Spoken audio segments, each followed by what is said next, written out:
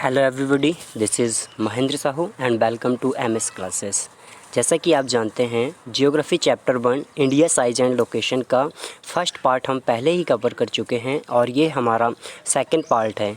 पिछले पार्ट पे हमने कुछ इंपॉर्टेंट टॉपिक्स इस चैप्टर से रिलेटेड कंप्लीट कर चुके थे। अब इस चैप्टर में इंडिया साइज एंड लोकेशन में आगे जो हमारे बचे हुए टॉपिक्स हैं उन्हें आज हम कंप्लीट करेंगे। So let's start. सबसे पहले तो जैसा कि आप जानते हैं, we have completed the features of our country India. All the details we have seen about the feature of our country and also we have discuss about the location of our country and we have done also size of our country and similarly area, population and the land boundaries. This all topics we have completed in our previous class. Okay, so यहाँ से आज हम हमारी पहली class start करते हैं। But before to start our first topic for today, if you have not seen my first video तो आप सबसे पहले प्लेलिस्ट पे जाके पहला वीडियो देख सकते हैं और उसके बाद आप ट्राई करिए, यदि आपने पहला वीडियो देखा है तो आप इन क्वेश्चंस के आंसर दे सकें। यहाँ पे 3 क्वेश्चंस है, आप वीडियो को पूरा देखिए फर्स्ट पार्ट को और उसके अकॉर्डिंग हमें कमेंट बॉक्स में यहाँ पे आंसर बताइए। जैसा कि आप देख सकते हैं, सिंपल क्वेश्चन यहाँ पे हमने दिया हुआ है। First question is what is the length of coastal boundary of India. यहाँ पे आपको बताना है कि इंडिया की जो कोस्टल बाउंड्री है, जैसा कि हमने डिस्कस किया था, that is start from Gujarat and that is finished in West Bengal. तो यहाँ तक कि आपको लेंथ बताना है कोस्टल बाउंड्री की, इंडिया की लेंथ क्या है। This is your first question. Second is name of the country that share maximum boundary with India. आपको उस नेबरिंग कंट्री का नाम बताना है 7 नेबरिंग कंट्रीज़ में से जो इंडिया के साथ मैक्सिमम बाउंड्री शेयर करती है। Similarly, what is the number of, it is number, what is the number of coastal state of India. आपको कोस्टल लाइन की लेंथ भी बतानी है और इसी तरह आपको कोस्टल स्टेट्स के नंबर भी बताने हैं। सिर्फ नंबर की बात की है हमने, तो आप कमेंट बॉक्स में प्लीज़ हमें इन तीनों क्वेश्चन के आंसर दीजिए। यदि आपने पहला वीडियो नहीं देखा है तो मैं फिर से कहूँगा कि आप पहला वीडियो देखें और उसके बाद हमें सेकेंड वीडियो में इन क्वेश्चंस के आंसर दें। ओके, सो चलिए स्टार्ट करते हैं हमारा आज का पहला टॉपिक। तो सबसे पहले हम बात करने वाले हैं अबाउट द टाइम जोन। तो इसमें मैं सबसे पहला पॉइंट आपको बताने जा रहा हूँ, the time difference between the eastern part of India and western part of India is approx 2 hour. ये पॉइंट हमें याद रखना है बहुत अच्छे से कि बेटा जो इंडिया का ईस्टर्न पार्ट है, यदि ये इंडिया का सदर्न पार्ट ले लिया जाए या इंडिया का कंप्लीट मैप ले लिया जाए तो ये हो गया सेंट्रल पार्ट ऑफ इंडिया, और इंडिया के ईस्टर्न पार्ट और इंडिया के वेस्टर्न पार्ट के बीच में टाइम का डिफरेंस देखा जाए तो ये टाइम डिफरेंस है अप्रॉक्स 2 आवर। आप लोगों को ये पॉइंट याद रखना है, यहाँ से यहाँ के बीच में means Gujarat is the western most point and Arunachal is the eastern most state. Gujarat is the western most state of our country and Arunachal Pradesh is the eastern most state of our country, और दोनों के बीच में यदि टाइम डिफरेंस देखेंगे तो ये होगा लगभग 2 आवर्स का। ये पॉइंट हमें याद रखना है कि दोनों के बीच का जो टाइम डिफरेंस है वो लगभग 2 आवर्स का है। तो यहाँ पे हमें ये पॉइंट समझ में आना चाहिए कि ये 2 आवर्स का टाइम डिफरेंस क्यों है, मतलब 2 स्टेट इंडिया के उन दोनों के बीच में ये 2 आवर्स का टाइम डिफरेंस क्यों है। तो ये होता है due to the extension of India. Extension क्या होता है ये हमने प्रीवियस क्लास में डिस्कस किया था, तो अभी आपको हम उस बारे में नहीं बताएंगे, बट आपको पता है what is the extension of India according to longitude. The extension of India according to longitude is 68 degree 7 minute to 97 degree 25 minute, और इन दोनों के बीच में डिफरेंस देखा जाए 68 और 97 अप्रॉक्स 29 पॉइंट समथिंग, या आप ले सकते हैं पैरेलली लगभग 30 डिग्री का होता है। और यहाँ पे यदि हम according to longitude line discuss करें, ओके, और यहाँ पे हम according to longitude line discuss करते हैं तो हमें पता था कि ये जो 1 डिग्री लाइन आगे बढ़ती है, यदि मान लो 0 डिग्री लॉन्गिट्यूड लाइन है, 0 डिग्री के बाद 1 डिग्री लॉन्गिट्यूड लाइन आएगी, 2 डिग्री लॉन्गिट्यूड लाइन आएगी, और यदि हम 1 डिग्री आगे बढ़ते हैं तो आप लोगों को याद रखना है 4 मिनट का समय आगे बढ़ता है। 1 degree is equal to 4 minute का समय आगे बढ़ता है। और हमने बताया इंडिया के ईस्टर्न पार्ट और वेस्टर्न पार्ट में कितने डिग्री का डिफरेंस है, लगभग 30 डिग्री का। तो 30 degree is equal to 1 degree is equal to हमने देखा था 4 मिनट हो रहा था, 30 degree into 4 is equal to 120 minute, और 120 minute means 2 hour. That's why the time difference between western part of India और eastern part of India is approx 120 minute और 2 hours. ये पॉइंट आपको याद रखना है, क्वेश्चन में पूछा जाता है कि why the time difference between western part of India to eastern part of India is approx 2 hours. Then you will remember due to the extension of India and due to the distance between western part or eastern part is approx 30 degree and 1 degree is equal to 4 minutes, then 30 degree is equal to 30 into 4 is equal to 120 minutes means 2 hours. It is sufficient. चलिए, I hope आपको ये समझ में आ गया होगा। चलिए आगे देखते हैं हम नेक्स्ट टॉपिक हमारा। नेक्स्ट टॉपिक भी बेस्ड है हमारा GMT से, इसमें और सारे पॉइंट आपको क्लियर हो जाएंगे। क्या होता है GMT? सबसे पहले हम बात करते हैं about the full form of GMT। So the full form of GMT is Greenwich meridian timeline, है ना। आप लोग याद रखोगे क्या फुल फॉर्म होता है GMT का। So full form of GMT is Greenwich meridian timeline. अब बोले सर ये होती क्या है, टाइमलाइन बोल रहे हैं, ये कौन सी लाइन होती है? तो बेटा as we have discussed in our previous class also कि जो लॉन्गिट्यूड लाइन होती है ना, लैटिट्यूड लाइन होती है और लॉन्गिट्यूड लाइन होती है। तो जो 0 डिग्री लॉन्गिट्यूड लाइन होती है that passes through the centre part of the globe, जो ग्लोब के सेंटर पार्ट में नॉर्थ से साउथ डायरेक्शन में या वर्टिकली पास होती है। इस 0 डिग्री लॉन्गिट्यूड लाइन को हम क्या बोल सकते हैं? It can be call the GMT it we call GMT, Greenwich meridian timeline, है ना। अब इसे GMT या ग्रीनविच मेरिडियन टाइमलाइन क्यों बोला जाता है, टाइमलाइन क्यों बोला जाता है, ये सबसे बड़ा क्वेश्चन है ना। तो यहाँ पे आपको ये याद रखना है कि time of the world is decide through this line. दुनिया का जो समय है ना, वो इस लाइन के अकॉर्डिंग 0 डिग्री लॉन्गिट्यूड लाइन के अकॉर्डिंग डिक्लेयर्ड होता है। इसीलिए इस लाइन को क्या बोला जाता है? That's why it is known as a time line. सबसे पहला पॉइंट तो आपको आई होप ये समझ में आ गया होगा, ठीक है ना। हमने डिस्कस कर लिया it is 0 degree longitude line and time of the world declare through this line. We have completed this two point about the GMT। Next point is why Greenwich. अब ग्रीनविच नाम क्यों आता है? Then because it passes through the Greenwich city of London, that's why it is known as a Greenwich meridian time line. आपको पता है जब ये लाइन पास होती है तो ये इम्पॉर्टेंट यहाँ का जो क्या बोल सकते हैं आप लोग, लेबोरेटरी है इसकी, है ना। टाइम के लिए जो लेबोरेटरी बनाई गई है वो कहाँ पे है? इसके एक प्रकार से जो हेडक्वार्टर टाइप का जो होता है वो कहाँ पे है? That is in Greenwich city, जो कि आता है लंदन शहर में, है ना। लंदन शहर के पास है, लंदन शहर में। तो इसके कारण ग्रीनविच सिटी के कारण इसका पूरा नाम क्या दिया गया है?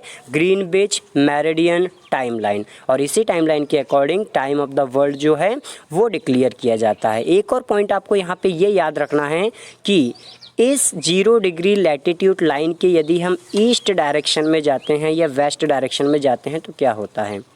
0 डिग्री से 1 डिग्री यदि हम ईस्ट डायरेक्शन में जाते हैं, जैसा कि मैंने आपको अभी थोड़ी देर पहले ही बताया था, तो 1 डिग्री आगे बढ़ने पर टाइम कितने डिग्री आगे बढ़ जाता है? टाइम कितने मिनट आगे बढ़ जाता है? टाइम 4 मिनट आगे बढ़ जाता है ना। ये पॉइंट आप याद रखोगे ईस्ट डायरेक्शन में, है ना। If you will forward 1 degree in east direction of GMT line then your time will increase 4 minute. इसीलिए आप जैसे जैसे आगे बढ़ते जाएंगे टाइम आगे बढ़ते जाएगा। मान लो यहाँ पे 12 बज रहा है, ठीक है ना, कहाँ पे? 0 डिग्री लाइन पे। तो जैसे ही आप आगे बढ़ेंगे 1 डिग्री पे जाओगे तो 12:04 हो जाएगा। यदि 10 डिग्री आगे पहुँच जाओगे ईस्ट डायरेक्शन में तो 12:10 आगे पहुँच जाओगे, मतलब 10 × 4 40, 12.40 टाइम हो जाएगा यहाँ पे। इसी तरह इंडिया का टाइम भी डिक्लेयर किया जाता है, वो आगे हम पढ़ने वाले हैं, है ना, क्या होता है ये। तो आई होप आपको GMT समझ में आ गया होगा, चलिए डिस्कस करते हैं अबाउट द IST। जो GMT के बारे में मैंने आपको पॉइंट बताया वो सारे पॉइंट यहाँ पे आपको अभी फिर से रिकॉल करने हैं कि जिस तरह से वर्ल्ड लेवल का time of the world is decided through the GMT line, Greenwich meridian time line, उसी तरह अपनी अपनी कंट्री में भी एक लाइन ड्रॉ की जाती है और उस लाइन के अकॉर्डिंग अपनी अपनी कंट्रीज़ में टाइम जोन्स के अकॉर्डिंग टाइम डिसाइड किया जाता है। सो अब हम यहाँ पे बात कर रहे हैं IST। तो what is the full form of IST? The full form of IST is Indian standard time line. मतलब ये एक ऐसी लाइन है जिसके माध्यम से इंडिया का टाइम डिसाइड किया जाता है, इंडिया का टाइम डिक्लेयर किया जाता है। आपको ये पॉइंट क्लियर होगा। अब बात करते हैं हम इसके बारे में according to top point. India, time of India is India's time, यहाँ पे आप ऐसे लिख सकते हो, India's time is declared through this line, है ना। सबसे पहला पॉइंट हो गया कि भैया IST जो लाइन है उसके अकॉर्डिंग इंडिया का टाइम डिक्लेयर होता है। Time of India decided to 82 degree 30 minute east longitude line. ये पॉइंट आपको याद रखना है कि 82 डिग्री 30 मिनट ईस्ट। अब इसका क्या मतलब हुआ मैं आपको चलिए फिर से बता देता हूँ एक बार जल्दी से। हमने देखा था ये 0 डिग्री GMT लाइन थी, लॉन्गिट्यूड लाइन। इसके आप ईस्ट डायरेक्शन में जाओगे, ईस्ट बोला है ना यहाँ पे, तो आप ईस्ट डायरेक्शन में जाओगे तो 0 डिग्री 10 डिग्री 20 30 40 तो 80 डिग्री जब यहाँ कहीं पे आएगा 82 डिग्री एंड 30 मिनट, ये जो लाइन है ये इंडिया के लगभग सेंटर पार्ट से होते हुए जाती है। ये मान लो इंडिया है तो इंडिया के सेंटर पार्ट से होती हुई जाती है ना, from north to south obviously. So इस लाइन के अकॉर्डिंग इंडिया का टाइम डिक्लेयर किया जाता है। मतलब इस लाइन के अकॉर्डिंग क्या किया जाता है, टाइम जो है इंडिया का वो डिसाइड होता है। इसीलिए इसे क्या बोला जाता है, IST या इंडियन स्टैंडर्ड टाइम लाइन। और यहाँ पे आप याद रखोगे 82 डिग्री 30 मिनट। और इसी लाइन को क्यों डिक्लेयर किया जाता है, बिकॉज ये लाइन जो है यदि हम इंडिया की बात की करें हमारी कंट्री की, तो it passes through the half way of India. ये हमारे देश के लगभग आधे पार्ट से होके जाती है, बीच से होके जाती है। इसीलिए इस लाइन से हम क्या करते हैं, इंडिया का टाइम डिसाइड करते हैं, है ना। और इसका जैसे हमने देखा था GMT का सेंटर क्या था, ग्रीनविच सिटी। इसी तरह इस जो IST लाइन है इसका सेंटर क्या है, याद रखोगे, the centre of the IST it is Mirzapur and it is located in which state, it is in UP Uttar Pradesh. ये पॉइंट भी आपको याद रखना है, मैनी टाइम MCQs में पूछा जाता है। So it passes through Mirzapur in UP। I hope आपको ये पॉइंट अच्छे से क्लियर हो गया होगा। चलिए एक क्वेश्चन आता है जो मैं आपको ऑलरेडी समझा चुका हूँ कि why 82 degree 30 minute east has been selected as the standard meridian of India. इस लाइन को क्यों इंडिया का स्टैंडर्ड मेरिडियन या स्टैंडर्ड टाइम लाइन कहा जाता है, ये क्वेश्चन आपको सॉल्व करना है और राइटिंग भी करके देखनी है। मैंने ऑलरेडी आपको एक्सप्लेन कर दिया हूँ। ओके चलिए नेक्स्ट टॉपिक हम यहाँ पे देखते हैं हमारा। अब आता है इंडिया एंड द वर्ल्ड। अब हम इंडिया का कंपैरिजन वर्ल्ड के साथ करने वाले हैं।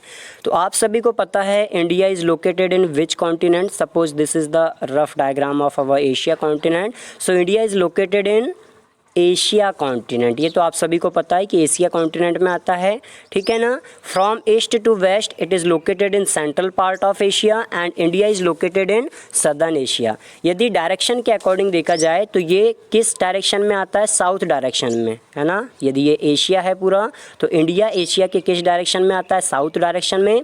और यदि ईस्ट टू वेस्ट के अकॉर्डिंग देखा जाए तो approx, not fully but approxed central part में ये आता है।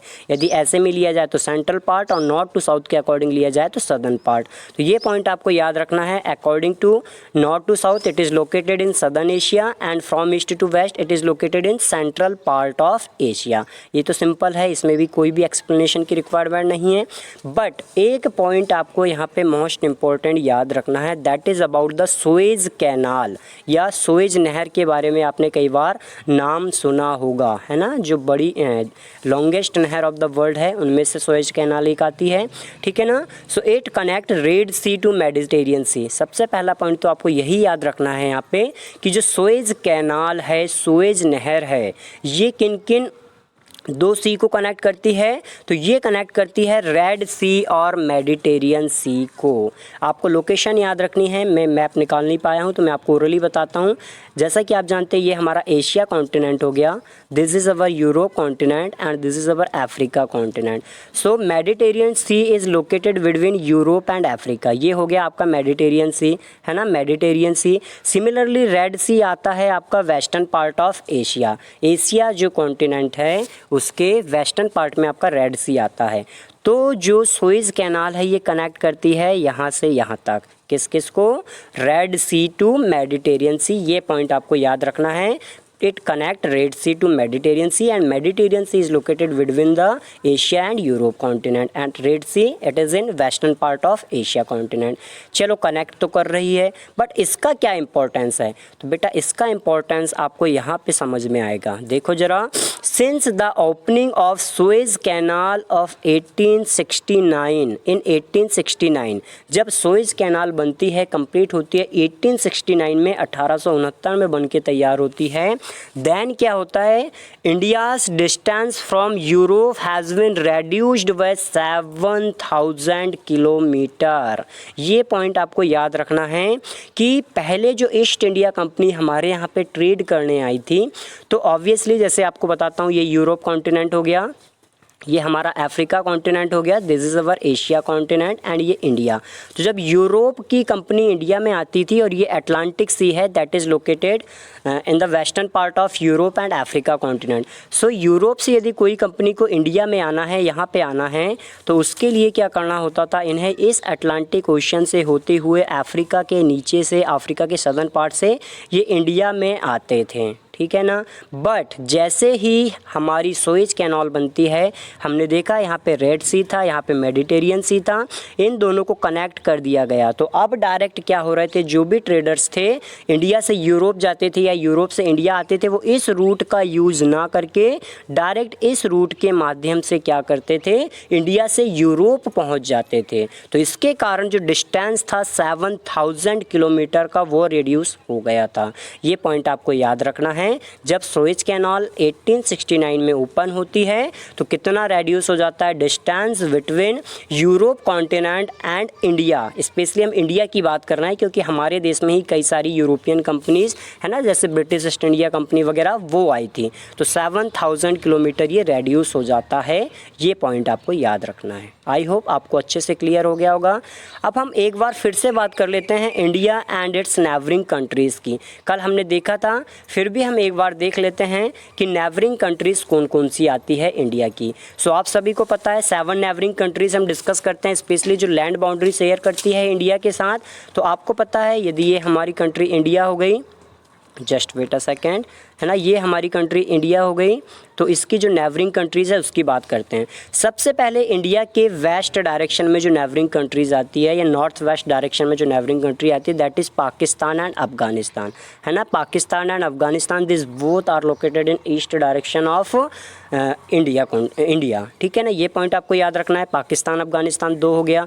देन यहाँ पे पाकिस्तान फिर से हमने लिख दिया है, भूटान यहाँ पे रह गया है ना, भूटान आप लोग कवर कर लोगे। चाइना, भूटान एंड नेपाल, ये किस डायरेक्शन में आता है इंडिया के, तो ये आता है नॉर्थ ईस्ट डायरेक्शन में, है ना। आप लोग याद रखोगे, चाइना, भूटान एंड नेपाल, यहाँ पे भूटान है, चाइना, भूटान एंड नेपाल, ये लोकेटेड है इंडिया के नॉर्थ ईस्ट डायरेक्शन में। मतलब यदि इंडिया का मैप ड्रॉ किया जाए, एक रफ मैप, तो ये किस डायरेक्शन में आएंगे, ये वाली डायरेक्शन में। यहाँ पे चाइना होगा, यहाँ पे नेपाल होगा, यहाँ पे भूटान होगा।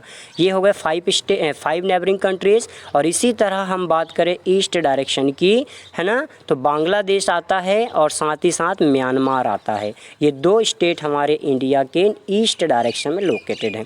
तो आपको इनके नाम याद रखना है। साथ ही साथ 2 हमारे आइलैंड नेबरिंग कंट्रीज़ भी है, जिनके बारे में मैंने आपको बताया था।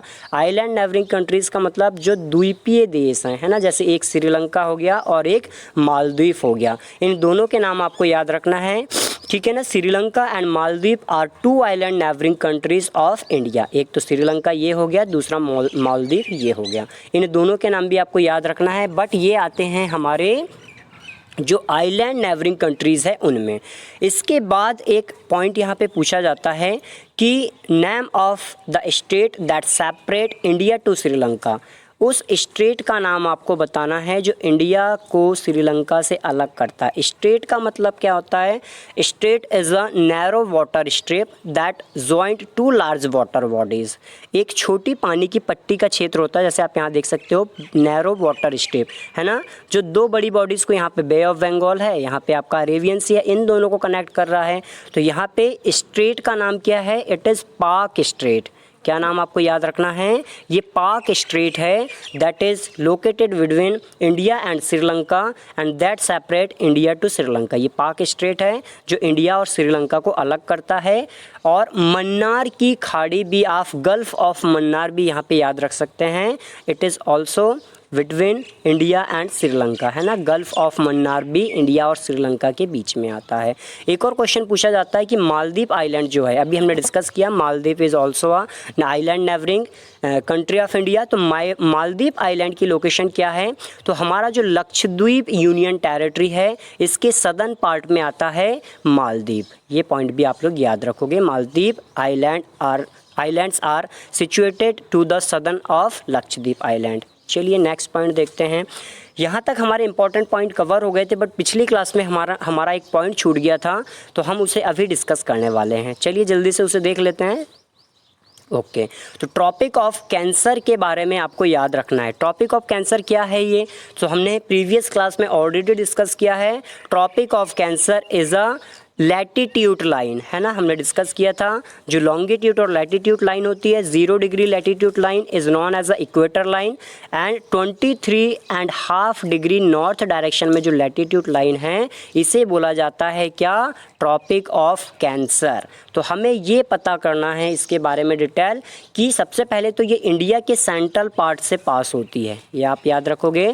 Tropic of cancer passes through the central part of India या through the half way of India. ये इंडिया के बीच से होके जाती है। तो इंडिया के बीच से होके जा रही है, लैटिट्यूड लाइन है 23.5 डिग्री लैटिट्यूड लाइन है। बट हमें क्वेश्चन यहाँ पे ये पूछा जाता है कि it's passes through how many state of India? It passes through how many states of India? Then firstly you will remember it passes through the 8 state of India. India के ये 8 स्टेट से होते हुए पास होती है। और कौन कौन से वो 8 स्टेट आते हैं जहाँ से ये लाइन पास होती है? सो आप याद रखोगे, यदि यहाँ पे फिर से बनाया जाए ये इंडिया का मैप, तो इंडिया का ये गुजरात से स्टार्ट होते हुए जाती है, यहाँ से, है ना, सेंट्रल पार्ट से। सो गुजरात, देन राजस्थान, देन मध्य प्रदेश, छत्तीसगढ़, ये 4 स्टेट याद हो गए। गुजरात राजस्थान 2, मध्य प्रदेश छत्तीसगढ़ 4, साथ में उड़ीसा, वेस्ट बंगाल, त्रिपुरा, मिज़ोरम। ये नाम आपको याद रखना है। गुजरात राजस्थान, मध्य प्रदेश छत्तीसगढ़, उड़ीसा वेस्ट बंगाल, त्रिपुरा मिज़ोरम। ये टॉपिक ऑफ कैंसर है जो इंडिया के 8 स्टेट से पास होती है। ठीक है, तो ये हमारा पॉइंट कवर हुआ। प्रीवियस क्लास में हमने आपको बताया था 7 largest country of the world. इसमें हमने डिस्कस किया था कि Russia is the largest country of the world and India is the 7 largest country according to area.